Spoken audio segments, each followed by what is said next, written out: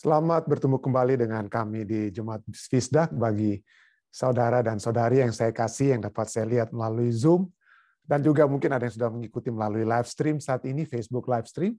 Kita bersyukur kesempatan yang indah lagi dapat dikuatkan dengan firman Tuhan. Baik, untuk membuka acara kita akan mendengarkan satu lagu pujian dan kemudian doa buka akan dibawakan oleh saudari Lucy yang akan berdoa dari California. Silakan, Dek.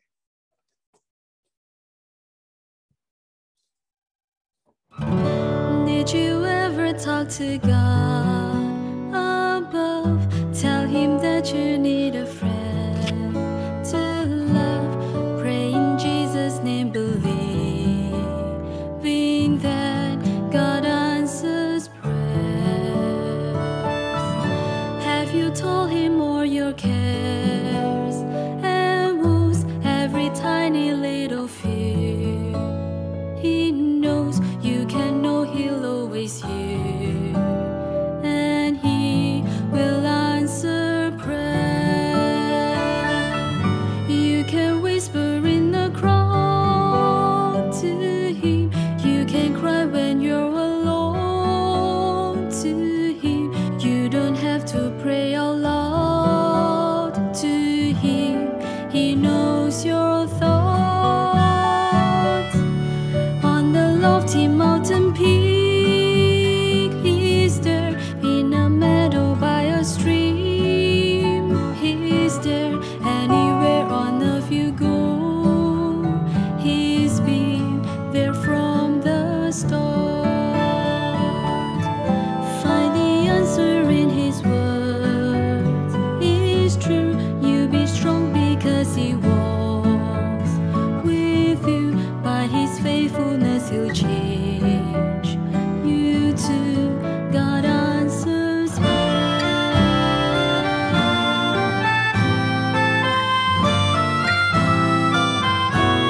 Did you ever talk to God above? Tell him that you need a friend to love. Pray in Jesus' name, believing that God answers prayers. Have you told him all your cares and woes, every tiny little fear? He knows you can know he'll always hear, and he will answer prayers. You can whisper in a crowd to him, you can cry when you're alone to him. You don't have to pray out loud to him, he knows your thoughts. On the lofty mountain peak, he's there. In a meadow by a stream, he's there. Anywhere on earth you go, he's been there from the start. Did you ever talk to God above? Tell him that you need a friend to love. Pray in Jesus' name, believing that God answers prayers. God answers prayers. Allah menjawab doa kita. Satu grup yang menamakan diri mereka Loud Voice, yang dibawakan oleh saudari Kanman C dan juga Luther Kun tadi ya. Baik, kita akan mengikuti doa buka yang akan dibawakan oleh saudari Lucy. Silakan.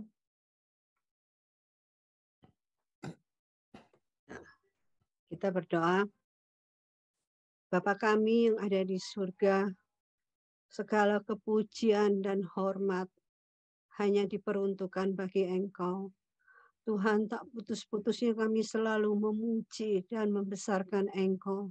Karena Engkau Allah kami, Engkau Allah yang begitu baik, yang memperhatikan kehidupan kami manusia, Tuhan. Engkau sudah rela mati bagi kami semua. Tuhan, terima kasih Tuhan untuk firman-firman yang sudah kami dengarkan. Tolong kepada kami Tuhan, jikalau kami bisa mendengar firman-Mu, Kami mengaku Tuhan, apa yang kami cari di dunia ini Tuhan, tidak ada lagi Tuhan. Tapi kami ingin untuk bisa masuk ke dalam kerajaan surga. Kami ingin untuk hidup bisa diselamatkan seperti janji-Mu, janji firman-Mu kepada kami semua. Asal kami bisa berharap dan hidup dekat dengan Engkau. Inilah kehidupan kami Tuhan. Terimalah hidup kami, walaupun seringkali kami jatuh bangun, tetapi kami mau bersandar dan memegang kepada Engkau. Terima kasih buat janji firman-Mu.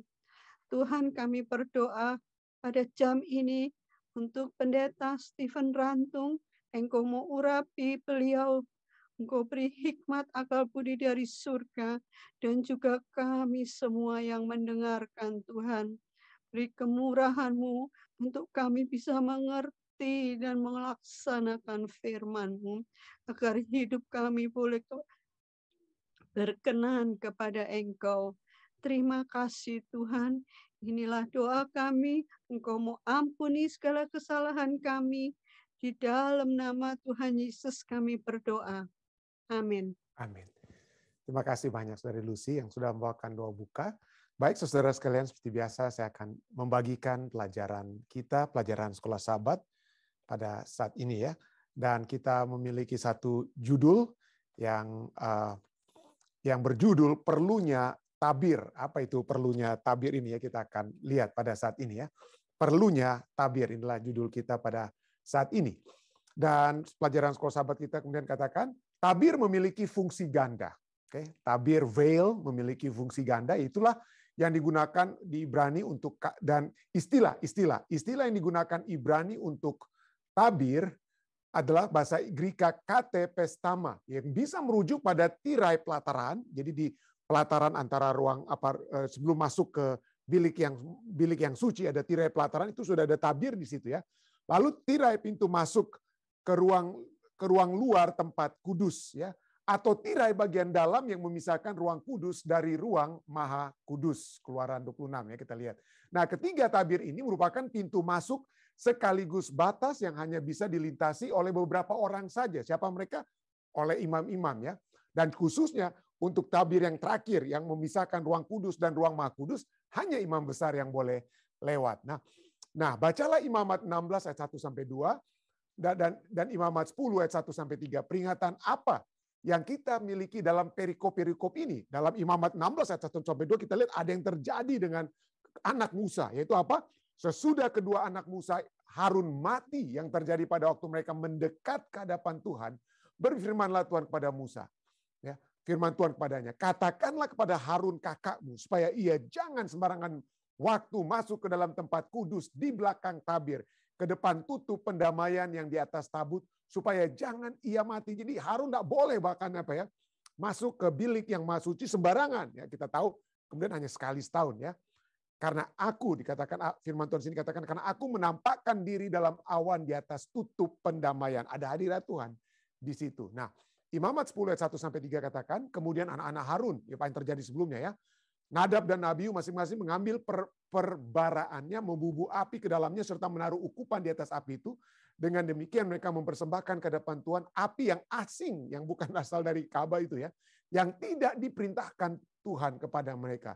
Maka keluarlah api dari hadapan Tuhan lalu menghanguskan keduanya sehingga mati di hadapan Tuhan. Berkatalah Musa kepada Harun, inilah yang difirmankan Tuhan kepada orang yang karib kepadaku, kunyatakan kekudusanku. Kepada orang yang dekat denganku, Tuhan katakan apa? Kunyatakan kekudusanku. Dan di muka seluruh bangsa itu akan kuperlihatkan kemuliaanku. Jadi kekudusan dan kemuliaan Tuhan ya. Dan Harun hanya bisa berdiam diri. Artinya Harun menerima ya. Ada tindakan-tindakan sembrono yang dilakukan oleh anak-anak Harun tersebut, dan mereka mempermainkan hadirat atau kekudusan Tuhan. Nah, pelajaran kita katakan bahwa tabir adalah perlindungan bagi para imam saat mereka melayani di hadapan Tuhan yang suci. Ya, setelah dosa anak lembu emas, Tuhan berkata kepada Musa waktu mereka menyembah anak lembu emas, marah sekali Tuhan dengan kata lain oleh sebab kebejatan mereka ya. Tuhan berkata kepada Musa bahwa ia tidak akan menemani mereka dalam perjalanan ke tanah perjanjian. Karena jika tidak, maka ia akan memakan mereka karena mereka adalah bangsa yang tegar tengkuk. Consume, Tuhan akan memakan dalam arti memusnahkan mereka. Karena mereka adalah bangsa yang tegar tengkuk atau keras kepala. Jadi Musa memindahkan kemah pertemuan dan mendirikannya jauh-jauh di luar perkemahan. Namun apa yang terjadi kemudian? Musa menjadi pengantara. Musa mencoba untuk membawa bangsa ini di hadapan Tuhan, ya, menjadi pengantara bagi mereka. Dan Tuhan kemudian setuju untuk pergi bersama mereka di tengah-tengah mereka. Gantinya apa? Mereka, Tuhan itu di luar, kemah Ka'bahnya itu di luar, tapi sekarang apa? Tetapi Tuhan menetapkan beberapa langkah untuk pada saat Tuhan katakan, oke, saya akan kembali bersama-sama dengan engkau, ya. Tetapi Allah menetapkan beberapa langkah untuk melindungi orang-orang saat dia tinggal di antara mereka. Misalnya Israel berkemah dalam urutan yang ketat, yang menciptakan posisi perkemahan, letak perkemahan mereka itu bujur sangkar, ya. Tapi di tengah-tengahnya itu ada kosong, ada tempat yang kosong. Di mana kenapa kosong? Situlah tempat kemah suci didirikan, yang menandakan Tuhan berada di tengah-tengah mereka. Selain itu, orang Lewi juga berkemah di sekitar kemah suci untuk melindungi tempat kudus dan perabotannya dari gangguan orang asing. Bilangan 1 katakan dan bilangan 3, ya. Sesungguhnya mereka adalah semacam tabir manusia. Jadi orang-orang itu juga dapat menjadi apa? Tirai, ya. Tabir manusia yang melindungi orang Israel. Bilangan 1:53 katakan, tetapi orang Lewi haruslah berkemah di sekeliling kemah suci tempat hukum Allah supaya umat Israel jangan kena murka. Orang Lewi haruslah memelihara kemah suci tempat hukum itu. Nah, Yesus sebagai imam kita juga telah menjadi tabir kita. Melalui inkarnasinya, Tuhan mendirikan kemahnya di tengah-tengah kita dan memungkinkan kita untuk merenungkan kemuliaannya. Yohanes 1 yang 14-18, ya. Yesus memungkinkan Allah yang kudus untuk hidup di tengah-tengah umat yang tidak sempurna. Ya, umat yang tidak sempurna. Pikirkan tentang apa artinya bahwa Tuhan pencipta yang menciptakan alam semesta. Pertanyaan bagi kita di akhir pelajaran kita, ya. Pikirkan tentang apa artinya bahwa Tuhan pencipta yang menciptakan alam semesta akan tinggal di antara umat-umatnya. Yang pada waktu itu adalah bangsa budak yang melarikan diri keluar dari Mesir. Apakah yang hal itu ajarkan kepada kita tentang seberapa dekat Allah dengan kita? Jadi inilah, ya, seberapa dekat kira-kira Allah kepada dengan kita, ya. Ini kita akan coba pelajari sebagai pelajaran tambahan pada malam hari ini, ya. Kita seringkali begitu hebat firman Tuhan menyatakan Allah yang beserta kita, tapi seringkali kita tidak melihat itu sebagai satu kenyataan dalam kehidupan kita. Kenapa? Kenapa seringkali kita meragukan kehadiran Allah di tengah-tengah kita? Anda katakan, oh, Yesus kan di Ka'bah surga. Tapi jangan lupa, Yesus telah mengirimkan Roh Kudusnya. Sama seperti orang perjanjian lama bisa melihat tiang awan dan tiang api, atau melihat Ka'bah di tengah-tengah mereka, lalu perjanjian baru mereka bisa melihat Yesus di tengah-tengah kita. Tahukah Anda, kita harus yakin bahwa Roh Kudus menyertai kita. Ya, kita tidak dibiarkan. Ya, Allah Bapa mungkin perjanjian lama, Allah Anak perjanjian baru, Allah Roh menyertai kita saat ini. Kita tidak bisa katakan, oh, tidak ada yang menemani kita. Allah menyertai kita selalu, ya.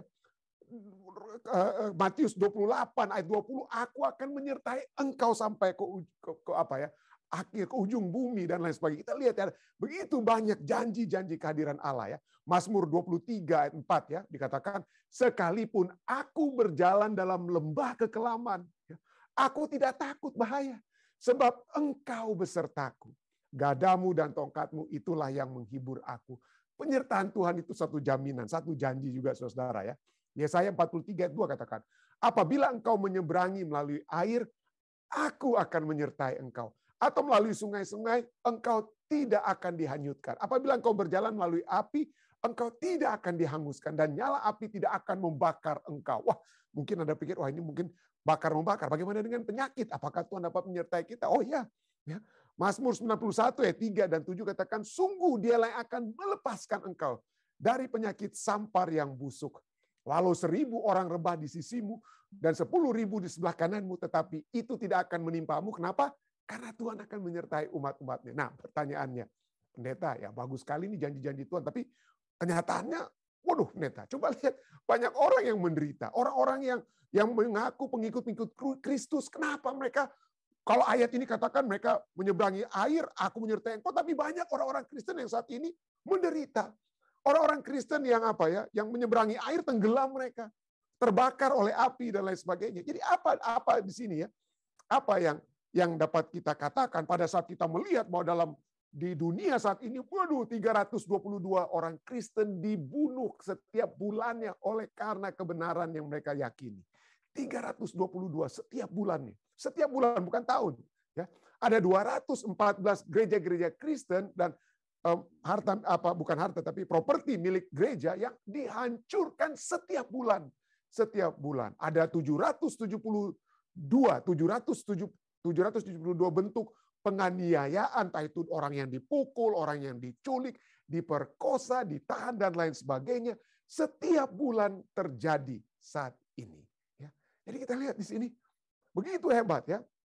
Penganiayaan yang masih terjadi kepada orang-orang percaya. Kepada orang-orang percaya. Di tahun 2015 saja ya.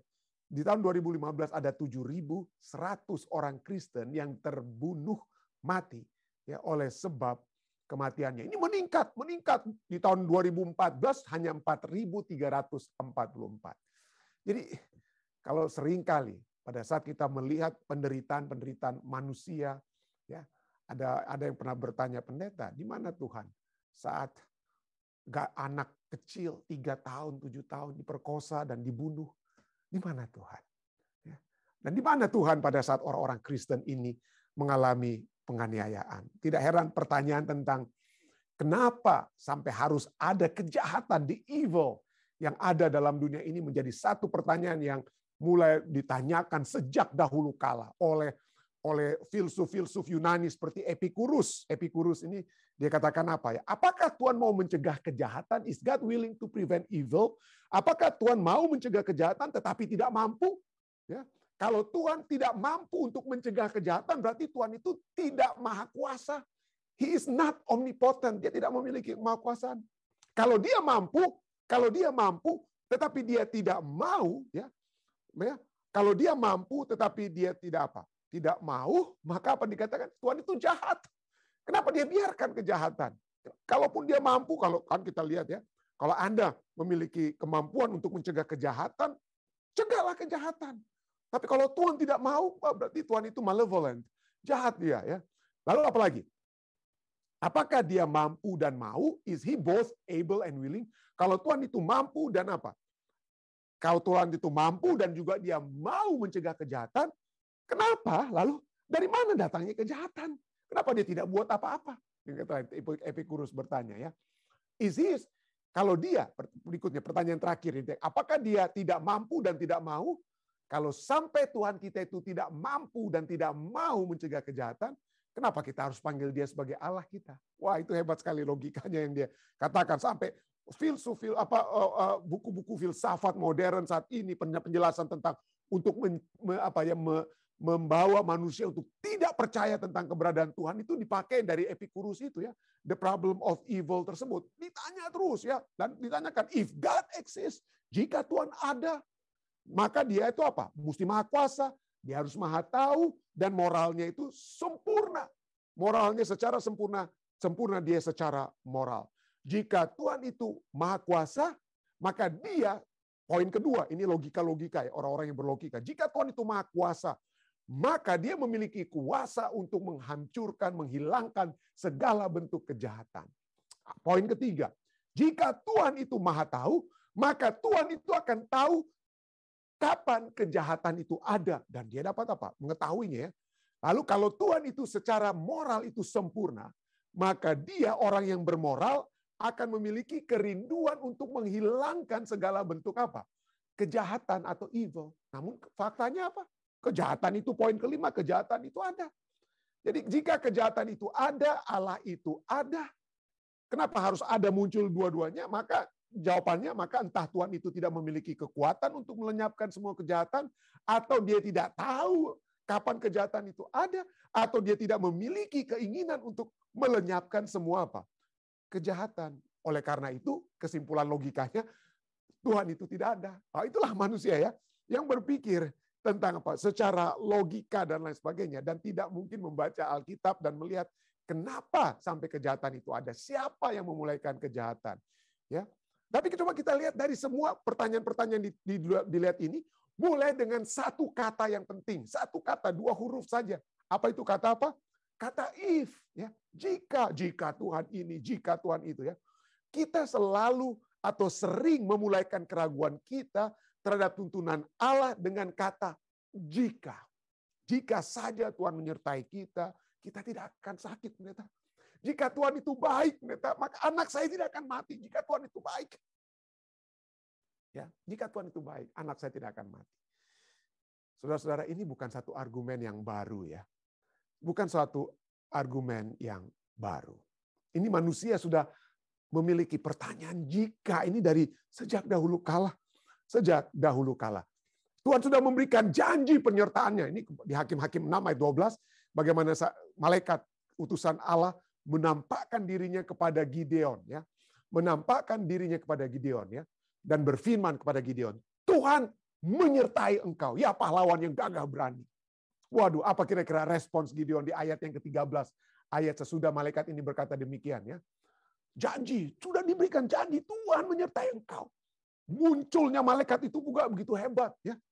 Tapi apa kira-kira respons Gideon? Oke, terima kasih. Puji Tuhan, haleluya. Amin, saya percaya. Apa kira-kira jawaban daripada Gideon, ya? Ayat 13, Hakim-Hakim 6 ayat 13.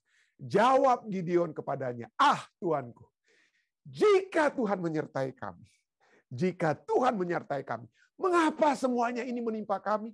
Di manakah segala perbuatan-perbuatan yang ajaib yang diceritakan oleh nenek moyang kami kepada kami ketika mereka berkata, bukankah Tuhan telah menuntun kita keluar dari Mesir? Tetapi sekarang Tuhan membuang kami. Tuhan melupakan kami, bahasa Inggrisnya, ya. Tuhan melupakan kami dan menyerahkan kami ke dalam cengkeraman orang Midian. Jika Tuhan menyertai, kenapa ini terjadi? Jika Tuhan ada, kenapa ini terjadi kepada kita? Ya. Apakah memang Gideon yang memulaikan? Siapa kira-kira yang memulaikan kata jika ini? Siapa yang memulaikan keraguan-raguan terhadap pernyataan Allah yang firm, ya, yang kuat? Allah menyatakan sesuatu, aku akan menyertai.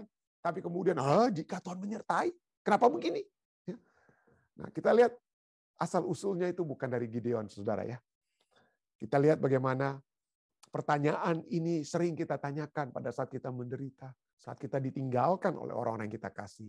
Jika Tuhan menyertai kita, jika Tuhan dapat menyertai umat-umat Israel waktu dulu, kenapa saya ditinggalkan oleh istri? Kenapa saya ditinggalkan oleh suami? Kenapa anak-anak saya tidak pernah tulis surat, tulis teks atau apa untuk kami? Kenapa? Begitu banyak pertanyaan-pertanyaan yang kita tanyakan. Tapi ini jangan kita lihat ini suatu hal yang hanya dari Gideon saja, ya. Sumbernya itu ada. Ya. Kita lihat bagaimana Alkitab berbicara tentang Bapa yang membuat satu pernyataan yang firm, satu pernyataan yang kuat. Matius 3:17. Terdengarlah suara dari surga setelah Yesus dibaptiskan, ya. Terdengarlah suara dari surga menyatakan, inilah anakku yang kukasih, kepadanya aku berkenan. Ini anakku. Ya, tidak ada keraguan, mudah-mudahan dia menjadi anakku. Ya, dia akan menjadi anakku. Atau ya, saya anggap dia sebagai anakku. Bukan. Allah Bapa katakan, inilah anakku yang kukasih. Bapa membuat pernyataan, tapi apa yang terjadi kemudian setelah Yesus telah dibaptiskan, dia pergi ke padang gurun berpuasa 40 hari. Lalu kemudian setan datang kepadanya, Matius 4 ayat 3. Lalu datanglah si pencoba itu dan berkata kepadanya, jika engkau anak Allah. Waduh, setan tahu pada saat Bapa katakan, inilah anakku. Tetapi setan katakan apa? Jika engkau anak Allah. Dibuat keraguan-raguan, saudara, ya. Allah selalu membuat satu janji, satu pernyataan yang sangat kuat. Ya, Allah katakan, aku menyertai, Allah menyertai kita, Immanuel, Allah mengasihi kita. Tapi setan katakan apa? Oh, jika Allah menyertai kita, jika Allah mengasihi kita, kenapa kamu menderita?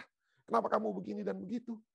Jadi manusia sudah mendapatkan janji, tapi setan selalu mencoba untuk apa? Memutarbalikkan apa yang Allah sudah nyatakan. Sejak dari Taman Eden, Allah katakan, semua pohon di taman ini boleh kamu makan, hanya satu ini jangan kamu makan. Tapi begitu setan datang kepada Hawa, dia katakan apa? Semua pohon ini Allah katakan tidak boleh kamu makan. Hanya satu ini yang boleh kamu makan. Setan putar balik. Orang Manado bilang putar-putar. Ya, putar-putar. Dia berdusta ya. Setan berdusta. Itulah sebabnya orang Manado sering gunakan kata istilah putar apa? Setan putar. Setan putar. Setan yang suka memutar balikan ya. Putar balik satu dengan yang lain. Memutar balikkan kebenaran. Ya, dengan hanya satu kata untuk membuat keraguan. Jika. Ya, jika. Kenapa kamu menderita?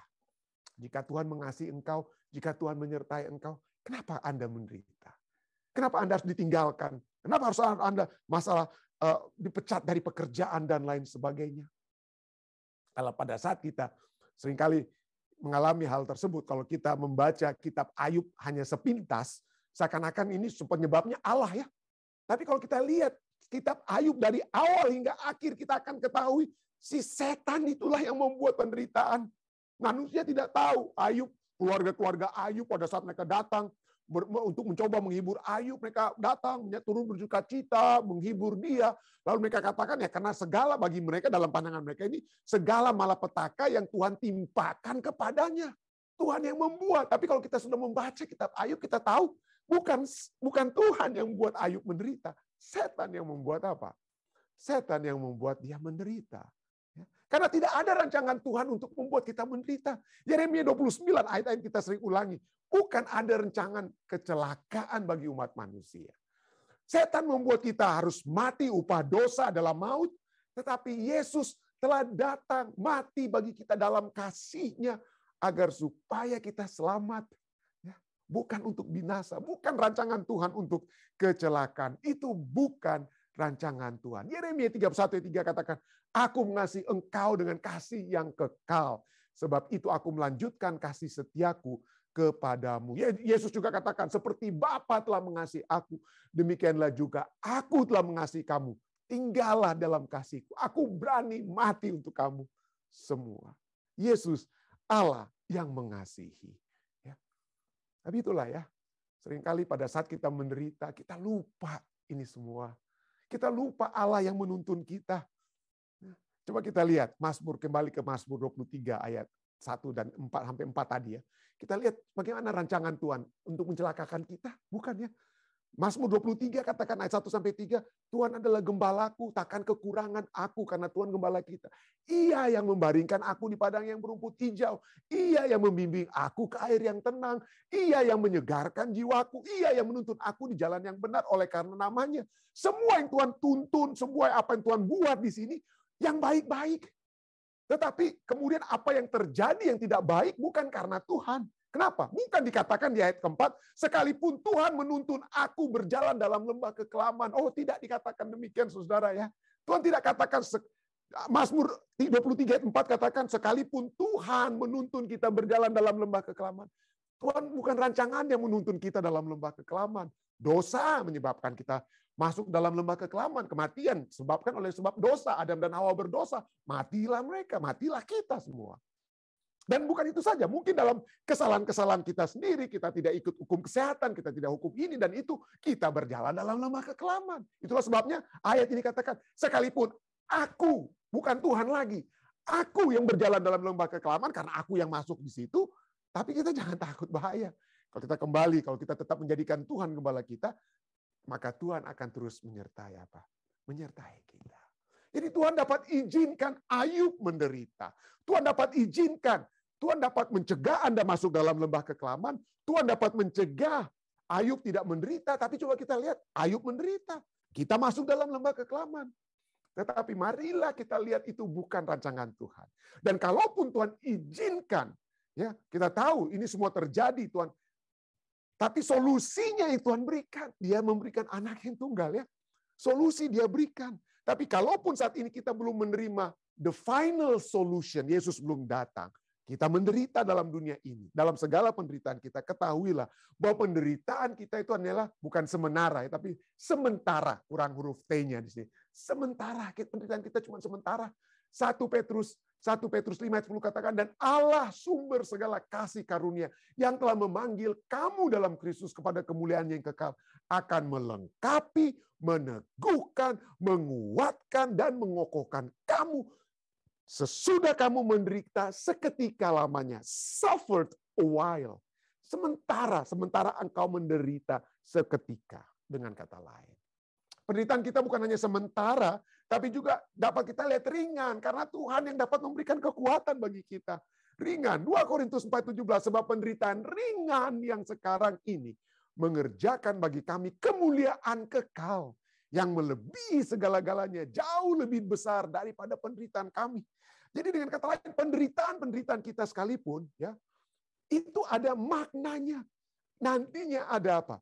Maknanya. Tapi sementara, semua penderitaan kita itu sementara dan apa? Ringan. Oh, pendeta waktu saya menderita ini, atau pada saat Anda menderita, Anda kata, wah ini berat sekali pendeta, berat, nggak ringan ini pendeta. Yang saya alami, suami meninggalkan saya ini, berat sekali pendeta. Berat sekali.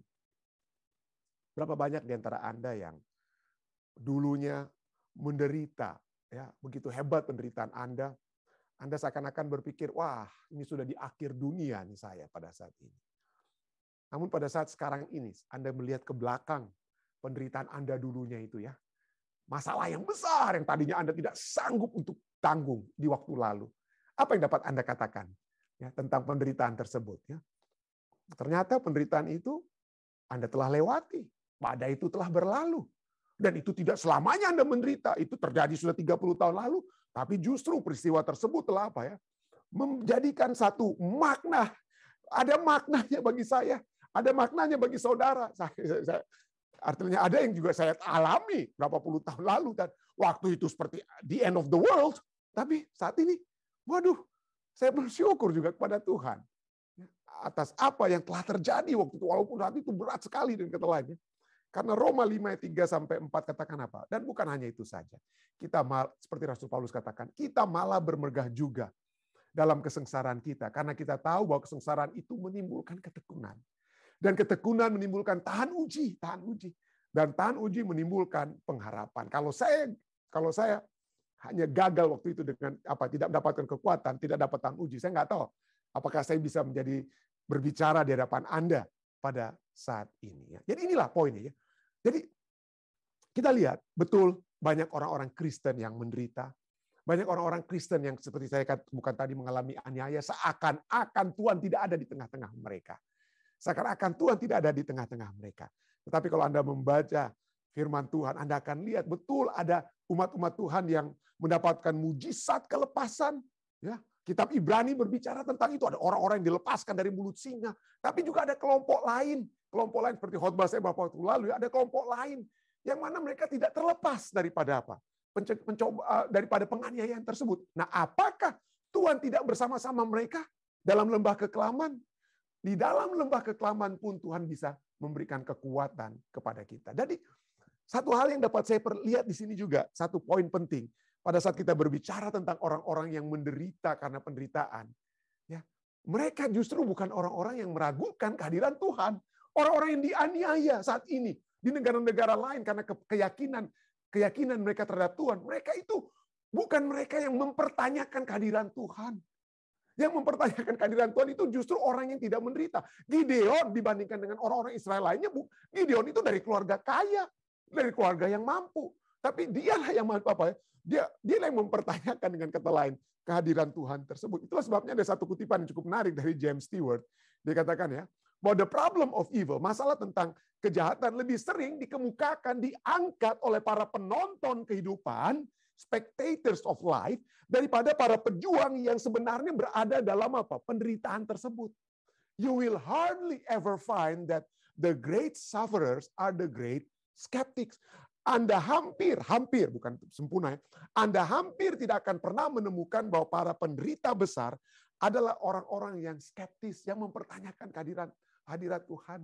Saya sudah sering mengungkapkan bagaimana misionari di India itu lalu, ya, suaminya, anak laki-lakinya dibunuh di India, tapi gantinya mereka marah, tapi mereka tetap melayani di India dan lain sebagainya. Atau seperti yang saya pernah bawa true story yang kemudian dijadikan film The End of Despair, ya. Bagaimana ada Operation Auka, orang-orang 5 Evangelical Christian Missionary dari Amerika Serikat pergi ke Ekuador untuk menjangkau orang penduduk asli di tempat itu, primitif pada saat itu ya. Lalu apa yang terjadi dengan kelima misionaris ini, Yoger, nama-nama mereka yang bisa lihat sini ya. Mereka dibunuh di tempat tersebut ya, dipenggal. Lalu apa yang terjadi? Apakah istri mereka, keluarga mereka kemudian katakan, aduh Tuhan nggak ada lagi, kami nggak percaya Tuhan. Kenapa kalau Tuhan ada? Kenapa suami-suami kami ini harus apa? Saudara kami ini harus mati. Gantinya mereka mempertanyakan jika Tuhan itu ada, jika Tuhan itu kasih. Istri atau adik-adik daripada martir ini, mereka lah yang apa? Mereka yang pergi. Mereka pergi kembali ke tempat yang sama untuk kembali terus menginjili di tempat orang-orang yang telah membunuh suami mereka. Pada saat tahun 2013, saya sudah pernah kisahkan kisah ini. 2013 kami pergi ke Ethiopia, bulan September, bulan Desember, satu keluarga misionaris, bukan di Ethiopia, tapi di Palau, dibunuh oleh seseorang. Dan yang selamat hanya anak yang paling kecil ya, namanya Melissa de Paiva. Tapi ayahnya, ibunya, kakaknya laki-laki dibunuh. Dan Melissa pada saat itu ya, masih berusia 10 tahun ya, Melissa. 10 tahun dia dibiarkan hidup. Kenapa? Karena yang membunuh ayah dan ibunya dan kakaknya laki-laki memperkosa dia dan kemudian apa? Membiarkan dia hampir mati. Dikira sudah dibunuh, tapi Melissa kemudian dapat selamat keluar dari goa di mana dia dibuang oleh pembunuh tersebut. Apa yang kemudian Melissa lakukan? Mempertanyakan hadirat Tuhan, mempertanyakan kemahakuasaan Tuhan. Tidak ya. Melissa beberapa waktu yang lalu ya, kembali ke Palau ya. Pada saat dan bertemu dengan orang yang telah membunuh keluarganya. Pada saat mereka bertemu dengan air yang tercucur dari matanya, di wajahnya, dia berkata kepada pembunuh itu, Justin, kita semua itu sama di mata Tuhan. Kita tidak, kami yang di luar, karena Justin itu masih di penjara, kami tidak lebih baik daripada Anda. Kita semua adalah umat manusia yang membutuhkan God's saving grace, rahmat Allah yang menyelamatkan di dalam kehidupan kita. Saya rindu melihat kamu suatu saat di surga. Saya rindu melihat engkau bersama-sama dengan kedua orang tua saya dan saudara laki-laki saya. Kenapa sampai Melissa bisa berkata seperti ini? Kenapa? Oleh sebab penderitaan anak Allah itu jauh lebih besar. Yesus yang mati di kayu salib untuk dapat menyebabkan Melissa memiliki satu pengharapan. Suatu saat dia akan bertemu kembali dengan kedua orang tuanya, kakaknya laki-laki, dan bertemu dengan Justin yang telah membunuh mereka. Kenapa? Karena Yesus yang telah mati di kayu salib. Ada satu kutipan bagus sekali ditulis oleh Peter Kreeft ya. The best answer to the problem of evil. Jawaban terbaik tentang masalah kejahatan, masalah evil yang ada di dunia ini is not so much found on paper. Jadi bukan hanya apa yang ditulis oleh para filsuf. Jawaban itu bukan hanya apa yang ditulis oleh para teologian di atas kertas. Ya, di atas kertas saya dapat mencoba untuk menjawab pertanyaan-pertanyaan Anda sehubungan dengan kenapa ada masalah kejahatan dalam dunia. Saya bisa tulis semua itu di atas kertas. Tidak. The best answer to the problem of evil is not so much found on paper, but on wood. Tetapi di kayu. Ya, kayu yang membuat paper. Tapi ini merujuk kepada permainan kata. Ini merujuk kepada apa? Kayu. Kayu apa? Kayu salib. Kayu salib. Ya, kita sering menyanyikan, adakah Yesus melindung aku? Adakah Yesus lindung aku bila aku berduka, bila berat bebanku, bila jalanku sangat payah? Tapi apa jawabannya lagu ini? Ya, aku tahu Yesus yang telah hidup ya menyertai kita. Saya berdoa kiranya penyertaan Tuhan itu ya menjadi nyata dalam kehidupan kita, dan kita tetap kuat di dalam mempertahankan semua janji Tuhan. Karena apa yang telah Yesus lakukan bagi kita di salib, dan apa yang dia sedang lakukan bagi kita di dalam Ka'bah kerajaan surga. Saya bawa ini dalam nama Yesus. Amin. Baik, mungkin jika ada tambahan ataupun pertanyaan sehubungan dengan pembahasan kita, Silakan, saudara sekalian. Mungkin dari Papi Mami ada tambahan, dari Om Rain, atau mungkin ya ada kesaksian, silakan jika ada. Oh, ada dari Om, ya Papi Mami seperti tidak ada ini. Om Rain, silakan Om Rain. Terima kasih banyak, Pendeta. Sangat luar biasa pekabaran ini. Karena ini menyangkut kita semua. Kita tetap tidak pernah akan terlepas dari penderitaan. Tetapi kita punya Yesus yang menderita lebih hebat lagi dari kita. Terima kasih, Pendeta. Ya, Terima kasih. Terima kasih. Mungkin dari yang lainnya, saudari lainnya, silakan. Ada kira-kira? Saya tidak sempat melihat tangan-tangan yang diangkat. Jika tidak ada, bagaimana dari live stream, Dek? Tidak ada tambahan, Pendeta, dari live stream. Oh, Pendeta Mamuli sudah di-unmute. Silakan, Pendeta, jika ada yang mau disampaikan. Sudah di-unmute tadi. Oh, tidak ada. Ya. Baik. Ya, terima kasih. Jika tidak ada lagi, kita akan memasuki bagian kedua dari acara dari ibadah kita. Kita akan berdoa bersama ya tentunya. Dengan pokok-pokok doa dapat Anda sampaikan yang saya terus-menerus akan mohon maaf jika ada yang disampaikan dan mungkin ada yang terlupa pada saat saya berdoa. Tapi sekali lagi tim doa dan juga saudara-saudari yang ada di live stream dan di Zoom maksud saya yang saya tahu juga terus-menerus mendoakan permohonan-permohonan kita. Ada, silakan saudara-saudara. Ada yang dapat disampaikan saat ini, silakan. Hal-hal yang dapat kita doakan. Silakan. Jika belum ada, mungkin kita ke live stream dulu, Dek. Nanti kita kembali ke Zoom. Oke, sorry, saya tidak sempat lihat. Silakan, Bapak, Ibu Simatupang. Teman saya mengirimkan video yang terjadi sekarang di Ukraine. Oh ya. Jadi marilah kita doakan. Saya pun tadi pagi melihat videonya itu sampai menangis. Banyak orang-orang Kristen juga di sana, orang-orang Kristen. Mereka sempat menyanyikan lagu pada hari Sabat lalu juga. Dan marilah kita doakan mereka supaya mereka kuat kalaupun apa yang terjadi, menyerahkan diri mereka kepada Tuhan. Ya, terima kasih. Saya juga diingatkan ya oleh saudari Siska Martin dari Nederland yang mengikuti acara kita melalui live stream juga ya, meminta kita dan saya dan kita semua untuk mendoakan keadaan seperti yang Ibu Simatupang bawakan tadi ya, keadaan di Ukraine yang cukup mencekam. Berita-berita katakan bahwa 48 jam dari tadi pagi itu ya, itu adalah satu masa yang cukup akan kritis di Ukraine pada saat ini. Jadi kita berdoa, kita mendoakan hal tersebut. Ya, terima kasih. Terima kasih Bapak, Ibu Simatupang. Ada lagi saudari lainnya? Ya, silakan Ibu Debbie. Ya, silakan diambil. Baik, terima kasih Pendeta. Tolong doakan insiden yang dialami anak saya, Vicky dan Gladys sama teman bertiga. Mereka mengadakan perjalanan ke Bali hari Senin pagi dan ternyata malam kendaraan mereka menabrak sebuah pohon dan puji Tuhan dalam insiden ini tidak ada yang parah, cuma memang dirawat di rumah sakit sementara dan yang menyetir tidak terjadi apa-apa, tetapi kalau kita lihat kondisi dari kendaraan itu sungguh luar biasa. Benar-benar itu kendaraan di depan itu rusak benar-benar.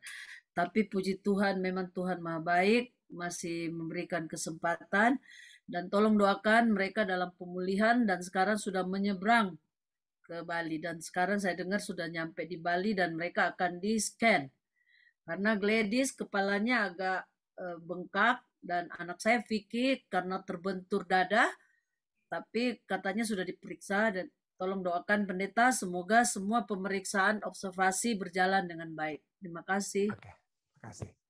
Ya, terima kasih. Ada lagi lain-lain. Jika tidak ada, silakan deh dari live stream. Ada beberapa dari live stream ini, Pendeta. Yang pertama dari Tante Rita Piri, kata tolong doakan anak mantunya Mary Dale sedang sakit. Marydale ya. Lalu dari Pendeta Donald Tapasiang katanya tolong doakan penginjilan di Gorontalo karena ada rencana untuk buka sekolah sahabat cabang di tahun ini. Ya. Dan juga dari Pendeta Prayitno katanya tolong doakan pekabaran di daerah Desa Haria. Sekarang sedang membangun gereja di situ.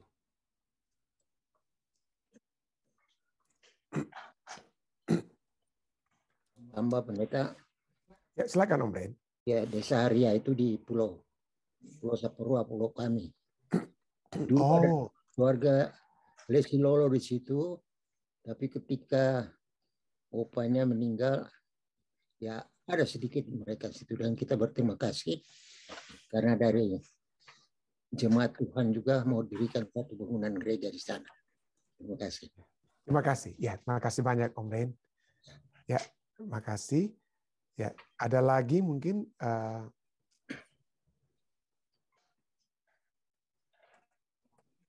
Pendeta Mamuli? Ya. Oke, terima kasih Pastor.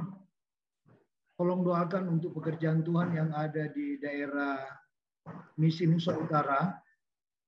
Ada satu tempat yang kami masuki yang belum ada Advent, dan puji Tuhan kami sudah bisa masuk, dan ini sekarang sementara membangun gereja. Awal untuk fondasi sudah selesai dan untuk ke selanjutnya, dan puji Tuhan kami bisa diterima di lokasi itu, dan mudah-mudahan semua anggota akan tetap berpartisipasi dalam mendukung pekerjaan Tuhan yang ada di Sere Talaut, sehingga ada satu jemaat yang baru dan juga bangunan yang ada di sana. Terima kasih, Pastor. Oke, terima kasih Pendeta Mamuli. Ada lagi, Dek? Jika tidak ada,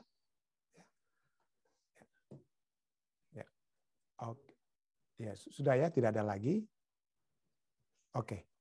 Jika tidak ada, mari kita bersatu di dalam doa. Bapa yang penuh kasih dalam takhta kerajaan surga, terima kasih Tuhan bahwa Engkau telah memberikan kekuatan kembali kepada masing-masing kami. Engkau yang menyertai kami. Walaupun mungkin seringkali kami berada dalam lembah kekelaman, di tengah-tengah masalah-masalah kehidupan yang kami alami, bukan karena Engkau menghendaki tersebut, tapi karena keadaan keberdosaan manusia. Oleh sebab apa yang telah dilakukan oleh setan dalam kehidupan kami masing-masing juga Tuhan. Maka seringkali kami berada dalam lembah kekelaman tersebut. Tetapi itu bukan rancangan-Mu Tuhan. Engkau menginginkan agar kami semua dalam lembah kekelaman tersebut itu melihat penyertaan. Dan kami telah melihat penyertaan tersebut pada saat kami kembali melihat ke belakang, melihat pergumulan-pergumulan di masa lalu yang kami alami Tuhan pada saat itu. Maka pada saat ini Tuhan, kami dapat menyatakan Engkau sungguh baik. Engkau telah membantu kami untuk melewati masa-masa sulit tersebut. Dan saat ini fakta bahwa kami masih dapat berbakti, fakta bahwa kami dapat mendengarkan firman-Mu, mendapatkan kekuatan dari firman-Mu merupakan satu bukti penyertaan Tuhan yang telah menjadi bagian kami. Kiranya kami semua yang mengalami pergumulan-pergumulan kehidupan, kami dapat selalu memiliki kekuatan tersebut. Engkau akan berbicara dalam hati kami masing-masing, khususnya bagi saudara Christian Alexander dengan pergumulannya Tuhan. Kami bermohon kiranya Tuhan membawakan kepada kami kekuatan, dan kami dapat kembali melihat kehidupan kami pada satu saat dan melihat bahwa Engkau hanya telah di dalam kasih-Mu telah memberikan kekuatan pada saat kami berada dalam keadaan yang kami alami saat ini. Dan biarlah ini juga dapat menjadi bagian semua saudara-saudari kami lainnya dengan pergumulan-pergumulan kehidupan mereka. Seperti saudari Lili di Bandung juga yang terus menghadapi pergumulan-pergumulan kehidupannya Tuhan. Kami percaya Tuhan, Engkau sajalah yang telah memberikan kekuatan kepada saudari Lili, dan kami terus berdoa kiranya ini dapat menjadi bagian kami semua dan juga bagian daripada saudara Christian Alexander. Pada saat ini juga Tuhan kami datang untuk membawakan permohonan kami bersama-sama Bersama-sama dengan Pendeta Mamuli, kami ingin berdoa bagi pekerjaan Tuhan. Bagi pekerjaan Tuhan di misi Nusa Utara, Tuhan. Kami berdoa, Tuhan. Kiranya Tuhan akan menyertai dalam hal-hal yang dapat dilakukan agar pekabaran Tuhan. Agar kesempatan bagi umat Tuhan yang ada di sana juga dapat dikuatkan akan menjadi bahagian mereka. Demikian juga kami ingin berdoa bagi Pendeta Prayitno di Desa Haria yang sedang membangun gereja. Kami berdoa kiranya Tuhan membantu penyelesaian pendirian gereja. Tuhan membantu Pendeta Prayitno juga dalam pelayanan yang dia lakukan. Dan kiranya itu menjadi kekuatan yang pasti baginya. Kami juga berdoa bagi Pendeta Donald Lapasiang dengan penginjilan yang sedang dilakukan di Gorontalo. Tuhan sertailah. Biarlah hikmat kebijaksanaan dari surga melalui Roh Kudus akan menyertai Pendeta Donald dan juga semua umat-umat Tuhan yang bekerja bersama-sama untuk memajukan pekerjaan Tuhan di Gorontalo. Kami juga terus berdoa Tuhan bagi umat-umat Tuhan lainnya yang juga dalam masalah sakit pada saat ini. Namun juga mereka bersyukur ya seperti apa yang dibawakan oleh Ibu Debbie, bagaimana anak-anaknya berada dalam kecelakaan pada waktu yang lalu, tapi kami bersyukur tidak ada hal yang membahayakan terjadi kepada mereka. Dan kami berdoa Tuhan, kiranya Tuhan akan terus menyertai anak-anak ini, anak-anak kami semua, di mana saja mereka berada Tuhan, agar mereka selalu kuat di dalam kehidupan mereka. Hamba-Mu juga terus berdoa bagi orang-orang tua kami yang pada saat ini telah berbakti bersama-sama. Kami ingin berdoa bagi Om Rain, Tante Evelyn, Papi, dan Mami.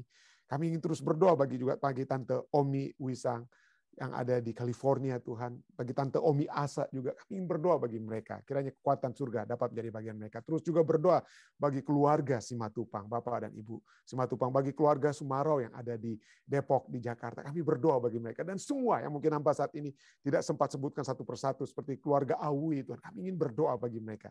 Penyertaan Tuhan kiranya terus menjadi bagian mereka. Dan saudara-saudara kami lain yang mengikuti melalui live stream dengan pergumulan kesehatan, proses kesembuhan yang lebih sempurna seperti saudara Jili Rawung, Ibu Ade Mondigir, kami berdoa untuk mereka.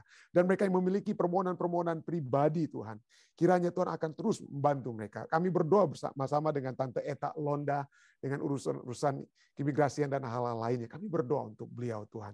Kami juga berdoa bersama-sama dengan Ibu Rita Piri bagi anak mantunya Maridel yang dalam keadaan sakit saat ini Tuhan. Kami berdoa kiranya jamahan surga dapat menjadi bagian Maridel. Kami juga datang berdoa Tuhan untuk seluruh umat-umat Tuhan yang ada, yang menghadiri acara ini melalui Zoom live stream, dan juga umat-umat Tuhan yang ada di Jemaat Fisdak. Hamba-Mu ingin secara khusus mendoakan keluarga De Stefano Tuhan, De Stefano Roring. Hamba-Mu ingin berdoa bagi Anthony dan Weni Tuhan. Kiranya jamahan surga terus menjadi bagian mereka. Kuasa surga akan selalu menjadi bagian mereka.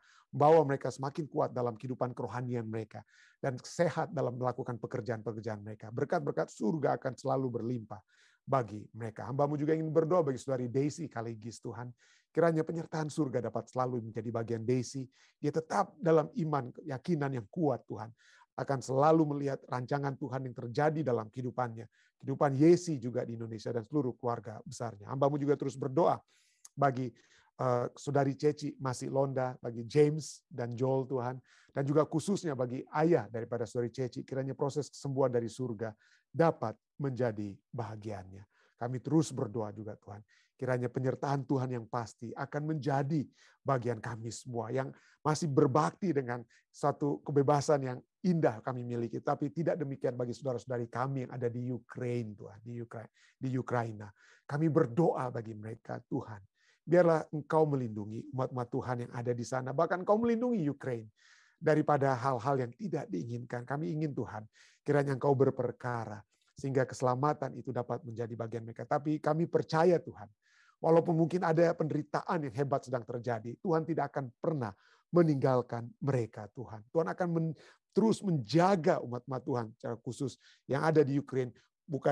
Bukan hanya jika memungkinkan mereka terlepas daripada serangan-serangan yang dapat mematikan mereka, tapi kiranya dalam segala apapun penyertaan surga membawa satu pengharapan bahwa penderitaan mereka adalah sementara saja terjadi dan kehidupan kekal yang Engkau sudah janjikan akan pasti menjadi bagian mereka Tuhan. Terima kasih Tuhan.